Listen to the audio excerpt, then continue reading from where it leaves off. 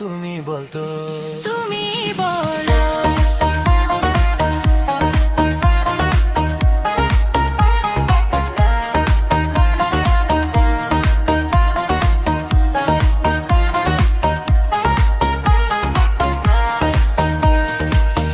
কোন রাখালের ওই ঘর ছাড়া বাসিতে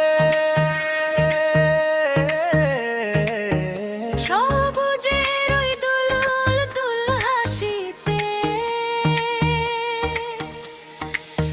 মন আমারে মিশে গেলে বেশ হয়।